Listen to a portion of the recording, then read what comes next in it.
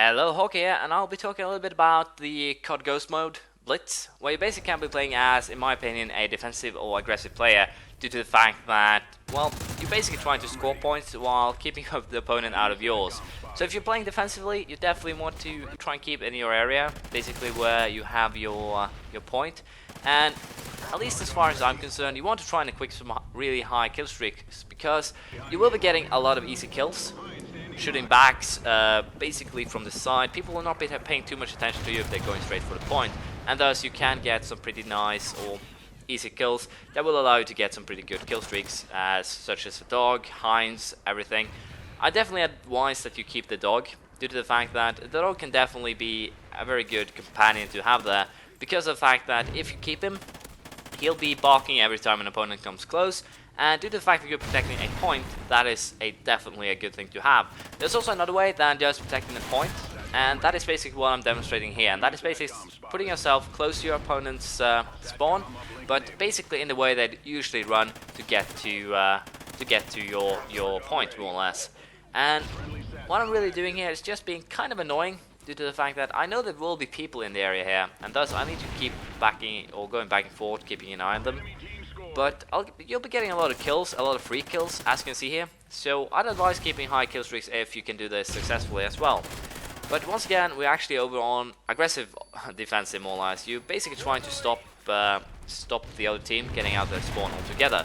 But that is usually a very risky tactic, due to the fact that you'll be up in their faces all the time. They'll usually know where you are, kind of in the area. And if anyone slips past you, they'll usually be able to get to the point. So I definitely advise on not doing that, but rather keep yourself in the area of your point.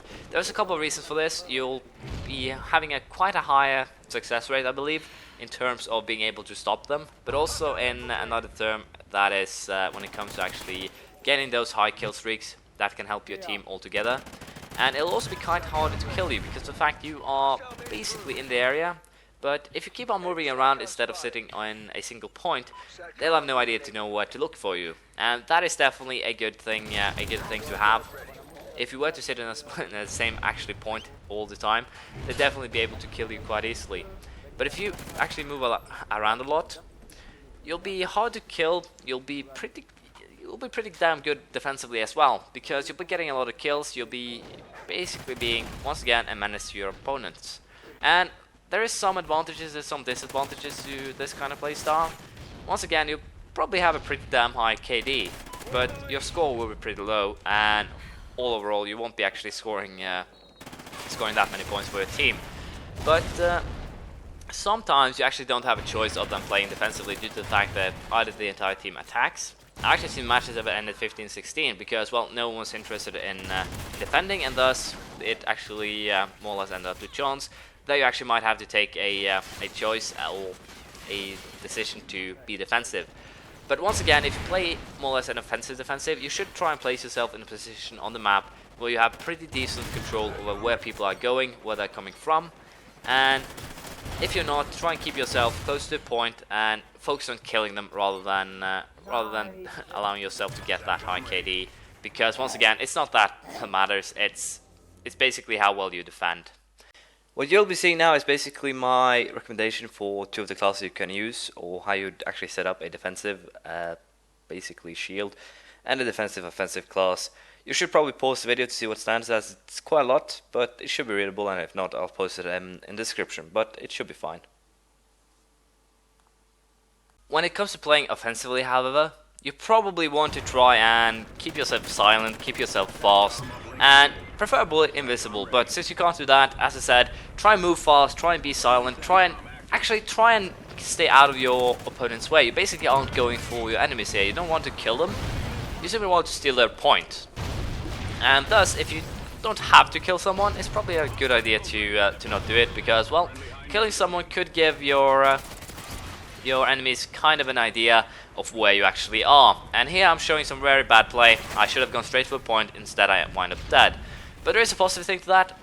When you usually get killed in this game mode, the people who are defending, they'll probably be sitting just at the exact spot where they kill you, because, well, why leave a good spot when you have it? But if you play smart, it's definitely very easy to use that to your advantage.